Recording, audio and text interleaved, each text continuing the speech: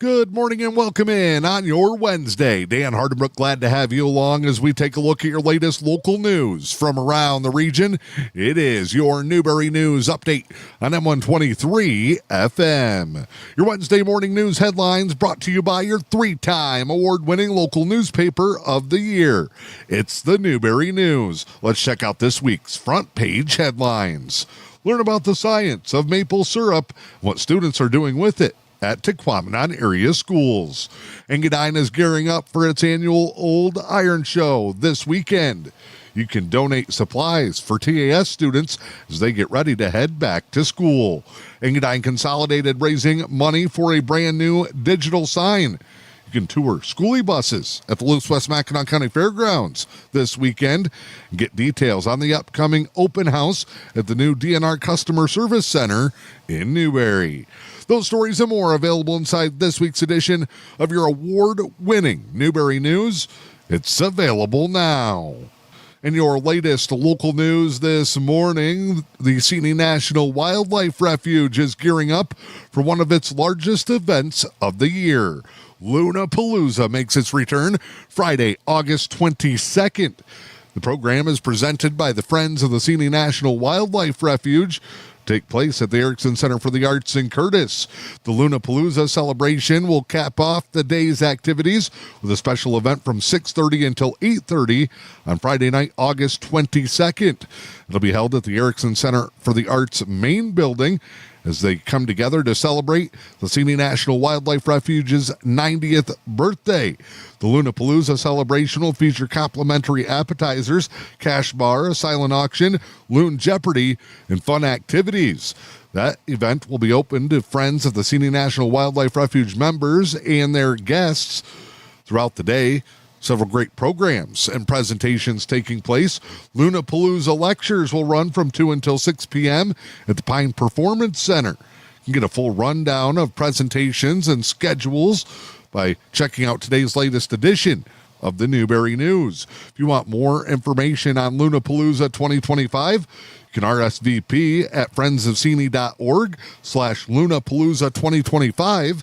You can also call or text 231-333-4199 or email friends at friendsofseney.org.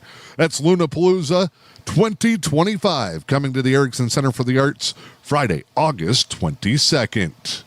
A traffic accident on the I-75 business spur in Sault Ste. Marie caused power outage chaos across the far eastern UP yesterday afternoon.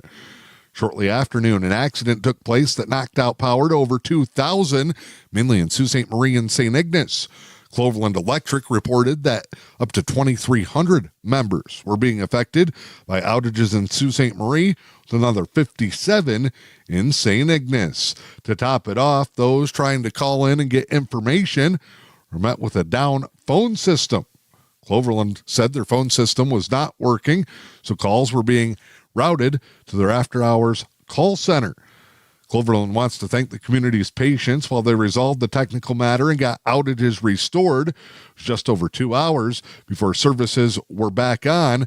Crews repaired equipment faults and outages were restored shortly before 2:30 yesterday afternoon. The Mackinac Bridge Authority has released details for this year's 2025 Mackinac Bridge Walk. The Labor Day weekend tradition once again featured those crossing the Straits of Mackinac on foot from both the St. Ignace and Mackinac City ends as the group looks to improve safety and convenience for those participating. The Mackinac Bridge Authority says that safety and convenience was their main goal in starting the walk again from both ends, with northbound walkers heading south from the Bridgeview Park in St. Ignace, while those in Mackinac City heading north will go through the Jamming Straight ramp. Starting the walk in both cities has been practiced since 2018. Bridge Authority says it eliminates the need for busing and offers additional options for participants. They also say that due to success in 2024, the walk will begin on the north end of the bridge from the Bridgeview Park on the west side of I-75 rather than the Bridge Authority Administration Building, preventing participants from crossing I-75 before getting their journey started. Walkers will have three main options for this year's event. They can start from either end of the bridge, walk towards the center, and turn around at midpoint, returning to their starting location. You can walk the entire length of the bridge from either end. Those who choose this option must reach the midpoint before 10 a.m. or they'll be turned back. Anyone who walks the entire bridge must arrange their own transportation back to the starting side, as the bridge will reopen to public traffic at noon. Also, those crossing the bridge can start from either end, then turn around and walk back safely to the side they started from as part of a program to get those back before the program ends and traffic is reopened. Mackinac Bridge Authority says more information is available on their website. The bridge will be closed to public traffic for the 2025 walk from 6:30 a.m. to noon on September 1st, which is Labor Day.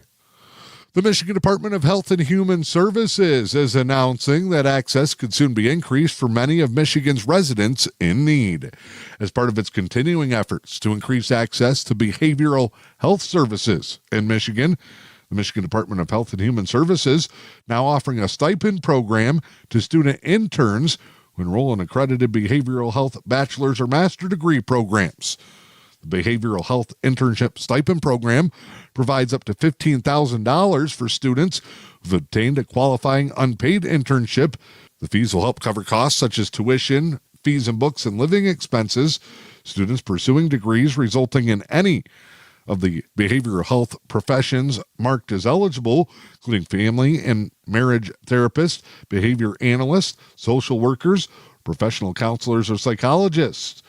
The MDHHS has allocated a total of $1.25 million for the program, saying that up to 73 interns could receive assistance through the program. I'm Dan Hardenbrook. That is your latest local news this morning. It's your Newberry News Update on M123 FM. Your news today brought to you by your three-time award-winning local newspaper of the year. It's the Newberry News. It's Wednesday. The latest edition of your award-winning Newberry News is available now. Time now to check in with sports this morning. Newberry High School football program will start fall practices next week on Monday, but one major game during the regular season is already being circled. In their Week 3 home opener, the Indians will play host to their E.U.P rivals, the Pickford Panthers. That game will be a September 12th doubleheader, with the JV at 4:30 and the varsity to follow at 7, and that will mark the third annual Newberry High School football Patriot Game. The annual event, paying tribute to local area veterans, will offer local vets a chance to get free admission, special meal, and other activities as the Indians play Pickford. Mark your calendars for the Newberry Football Patriot Game. That'll be September 12th.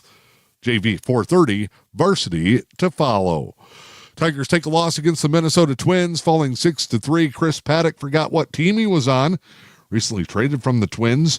Made it just 4 innings for the Tigers last night. 6 hits, 4 earned runs. Minnesota made Detroit's night disappointing. Kerry Carpenter had an RBI double. Jahmai Jones drove in 2 for the Tigers, but it wasn't enough.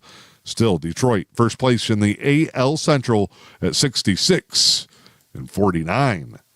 Latest local weather forecast for your Wednesday: sunny and a high in the mid-80s. Southeast winds 5 to 10. Thursday, chance of showers and thunderstorms late in the day. Will be partly sunny most of the way. Highs in the low 80s. Friday, sunny, a high in the mid-80s. I'm Dan Hardenbrook, and this is your Newberry News Update on M123 FM.